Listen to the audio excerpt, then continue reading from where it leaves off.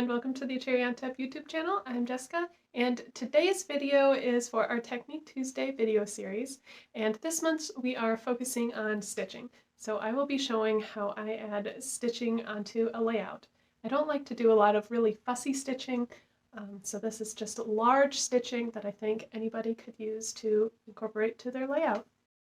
So I'm starting with this wood paper.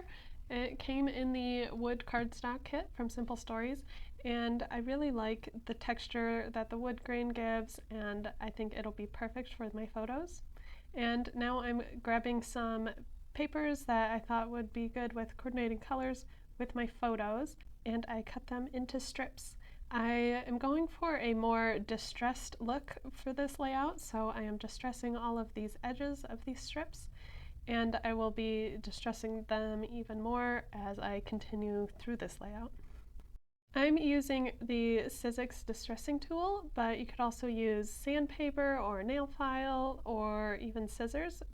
And I grabbed some coordinating DMC embroidery floss, and this floss comes in every color you could think of, so it's pretty easy to match it. I tied a knot on the one end that I wanted to stay on the back of the paper, but I found that it's even easier and it lays flatter if you just glue that end down. So that's what I did for the rest of my embroidering. And I'm going in and out using a back stitch in all different lengths. I want some of them to be really short and some of them longer, and really it's just what I am feeling for that piece. A couple of these I even went the whole length of the piece of paper, and I just tacked it down with a little glue in the middle. And like I said in the beginning, I don't like to do a lot of really fussy embroidery work on my pages. I like them to be quick and easy, and that's what this process is. I think it is going by really quickly, and I think it'll make a nice impact and added texture onto the page. Also, what I thought was cool is that the photos that I'm documenting with this layout are from a country music hoedown, and I thought that how I had these embroidery strings glued and sewed onto the page kind of reminded me of guitar strings, which worked perfectly with this page. When measuring out how much embroidery string I need to work with, I will lay it out over the piece, and because I'm doing a back stitch, that means I need twice as much thread, so I measure across the piece of paper twice, and that will be enough for one row. So you can measure it like that so you're not just wasting a bunch of floss, or you're also not using too little and having to rethread your needle all the time. I think it would look really cool to even do this across the entire background of your page, or even to do it directly onto your main background paper as well, and just rotate the colors out, because I think it is a really cool texture that you can only get by doing this, and it is really quick and easy.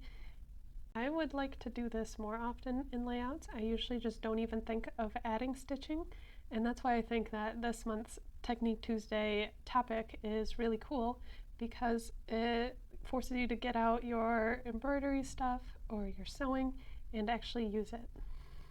And I did this same process with all of the rest of my strips in their coordinating colors. And next I wanted to add some more distressing, and I didn't know really what distressing I wanted to add, so I was just searching through my pile of 49 in Market products and decided that these rub-ons would be perfect because they come in the same colors that I'm using on my page here.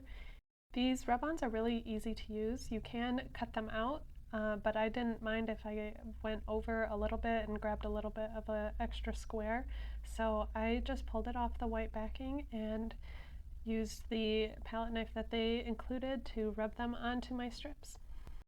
For another level of distressing, I grabbed some of my mini distress inks and used a Catherine Pooler brush to lightly apply them. And I'm using this brush because sometimes when I'm using the circle applicator, I will get little marks of the circle, and when I use this brush that just doesn't happen. The colors that I'm using here are the Vintage Photo, Walnut Stain, and then on the yellow I used a little bit of Antique Linen. And because I already had my inks out, it was easy enough to add a little bit to this cherry craft mat and add a little water, and now I have some splatters to work with. I love the look of splatters, and you can't really choose where they go, and I think that adds to the coolness of them. And then I also wanted a little bit of white. I think white splatters adds a little breath of freshness to it. So I used some white acrylic paint and then watered that down to create the splatters. I wanted to show a little bit of my process for how I figured out where I wanted all of these strips. I didn't really have an idea in my head too much, which I usually like to start with, but I just knew I wanted to make these strips and I would figure it out from there. I started with just everything in the middle, but I thought it seemed too dense, and so then I moved it to the bottom, which I thought was okay, but it still just seemed really bottom heavy. And that's when I decided to split half of them on the one side and half of them on the other. And I like how this balanced it out a little bit more, and it didn't feel like as heavy of a layout. And I also wouldn't be hiding most of the strips with the photos. And then I also found some lacy ribbon from my stash, which I thought went with the theme really well, so I incorporated that into the strips.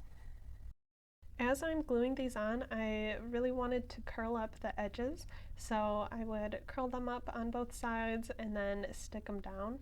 And I like the more like ruffled and all the texture that this gives. At this point, I was really debating if I wanted to add more of these stitched lines going onto the wood background, but I decided against it because I wanted the photos to remain as the main focal point, and I liked the brown backing them because I thought they really popped like that. To embellish this page, I grabbed the Say Cheese Frontier at the Park sticker sheet from Simple Stories, and this sticker sheet was really meant to go with like a Disney layout from Frontierland at Disney World, but I knew it had the cowboy boots and the cowboy hats, and it had this banjo and the music notes, so I thought it would be perfect to use for these photos. They also had the overall feeling that I was really trying to go with a more vintage or even Western looking. Next, I used some Sun Chaser definition stickers, and again, I distressed them using the ink a little bit, and then I love the look of Enamel Dots, so I wanted to add some of those. I had these matte ones from Bella Boulevard, and the only thing that was missing was some red ones.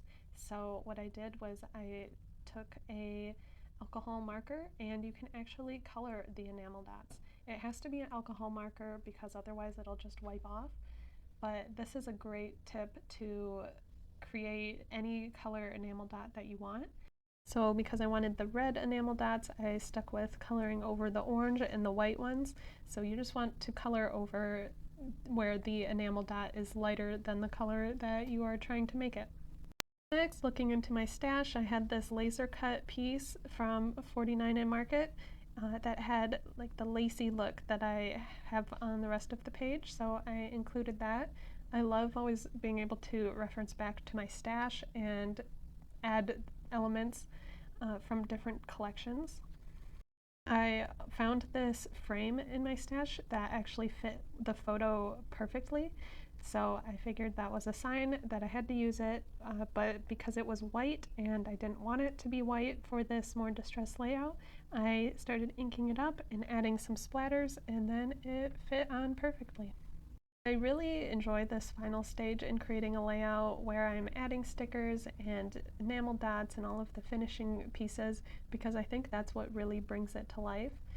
I try not to fully stick down anything until the very end because I do move things around a lot, and this includes the stickers and the enamel dots. And a way that I use up these items from my stash is I like to organize them by like if they're more of a distressed or vintage look, and I'll just have a bag of all of my like 49 and Market distress pieces or all my Tim Holtz distress pieces, and then I can easily pull from them when I am working on a new layout. I like that the frame adds a little bit more importance on this group photo. It was one of the lower quality photos, so it's a bit smaller, but I think the frame just helps bring it out a little bit more. Next, I am gluing down all of my enamel dots. I have a stash of enamel dots that I just pull from whenever I need one. So some of them are pretty old, so the adhesive might not always stick, so I like to go through and just add a little dab of glue, and then I know that they'll be stuck there for good. I also went through and added some foam adhesive here and there on some of the stickers so they'd pop up as well. And that's the end of this layout. Thanks for watching.